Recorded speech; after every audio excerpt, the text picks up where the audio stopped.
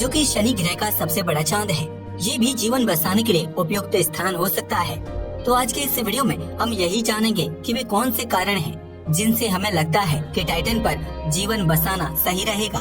तो चलिए शुरू करते हैं आज के इस वीडियो। चांद टाइटन सौरमंडल का एकमात्र ऐसा प्राकृतिक उपग्रह है जिस पर वातावरण मौजूद है, और यह पृथ्वी के अलावा एकमात्र ऐसा खगोलीय पिंड है जिस पर लिक्विड ओशन जैसे नहरों और सागरों आदि के ठोस प्रमाण उपलब्ध हैं। तो आइए जानते हैं वे कौन से कारण हैं जिससे हमें टाइटन पर बस्तियां बसानी चाहिए। नंबर 1, लो रेडिएशन।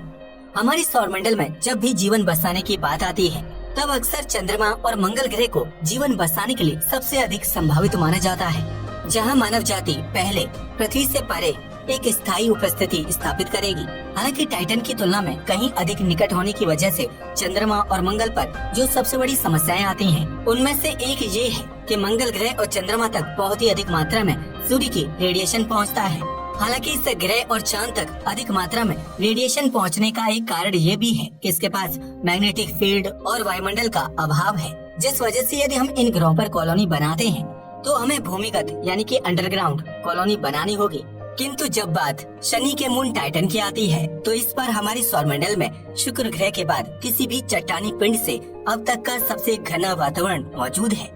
हालांकि टाइटन के पास भी मैग्नेटिक फील्ड नहीं है, किंतु शनि ग्रह का मैग्नेटिक फील्ड इतना ताकतवर है कि टाइटन और शनि ग्रह के बाकी सभी उपग्रह इसके अंदर आते हैं, जिस वजह से टाइटन सूरज से आने वाले खतरनाक रेडिएशन और सोलर विंड से आसानी से बचा रह जाता है। Number 2, hydrocarbon seize.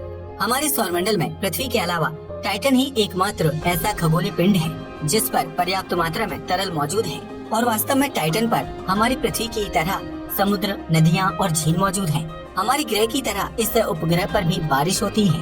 हालांकि पृथ्वी और टाइटन के इन समुद्रों और झीलों में भिन्नता ये है कि जहां हमारी पृथ्वी के समंदर और झीलों में पानी होता है, वहीं टाइटन के इन झीलों और समुद्रों में मीथेन और ईथेन तरल रूप में मौजूद है। इस उपग्रह पर अत्यधिक ठंड पड़ने के कारण यह लिक्विड के रूप में रहता है, और टाइटन के सतह पर यह दोनों हाइड्रोकार्बन ठोस और तरल दोनों ही रूप में एक ईंधन की तरह है, जिसका उपयोग टाइटन पर बसने वाली कॉलोनी कभी भी अपनी आवश्यकता के अनुसार कर सकती है। और वास्तव में यह टाइटन पर इतनी अधिक मात्रा में है कि इसमें पृथ्वी पर ज्ञात सभी भंडारों की तुलना में कई सैकड़ों गुना अधिक प्राकृतिक गैस है। सौभाग्य से टाइटन के ऑक्सीजन मुक्त वातावरण में ये तरल पदार्थ ज्वलनशील भी नहीं है, जिससे उन्हें ईंधन के लिए प्राप्त करना बहुत आसान हो जाता है।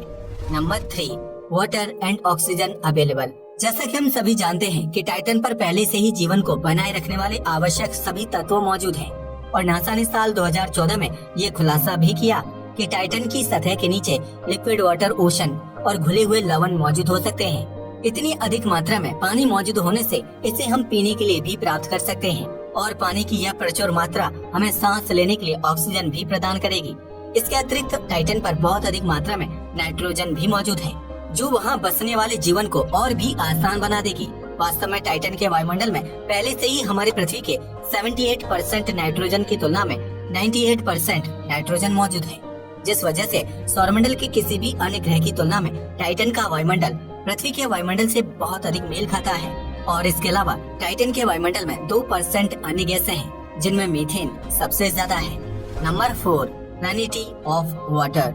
टाइटन पर ठंड इतनी अधिक पड़ती है कि यहाँ का तापमान पृथ्वी के सबसे ठंडे तापमान की तुलना में भी 2 गुना अधिक ठंडा होता है, और इतनी अधिक ठंड होने की वजह से टाइटन पर मौजूद कोई भी पानी स्थायी रूप से जम जाएगा और अत्यधिक कठोर हो जाएगा।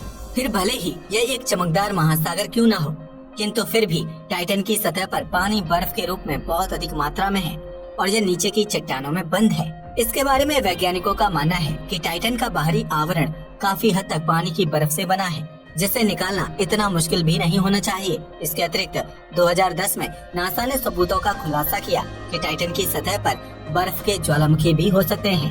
हालांकि इस खोज के 1 साल पूरा होने के बाद ही इस पर विवाद उठने शुरू हो गए, और ठोस सबूत न होने के कारण यह पूरी तरह से कंफर्म नहीं हो पाया। Number 5, comfortable air pressure. अधिकांश चट्टानी ग्रहों और सौरमंडल के अन्य सभी चंद्रमाओं पर बहुत ही पतला वायुमंडल है, और यहाँ तक कि मंगल ग्रह का वायुमंडल भी इतना पतला है कि यह पृथ्वी पर लेबोरेटरी में बनाए गए वैक्यूम की तुलना में भी थोड़ा ही डेंस है। किंतु टाइटन पर प्रचुर मात्रा में वायुमंडल मौजूद है, हालांकि टाइटन के प्रचुर वातावरण का अर्थ ये भी है कि यहाँ मानवों के लिए हवा का दबाव अधिक आरामदायक है। टाइटन का वायुमंडलीय दबाव पृथ्वी के वायुमंडलीय दबाव की तुलना में 50% अधिक है। यह दबाव इतना है जितना कि पृथ्वी पर पानी में 16.4 फीट नीचे होता है।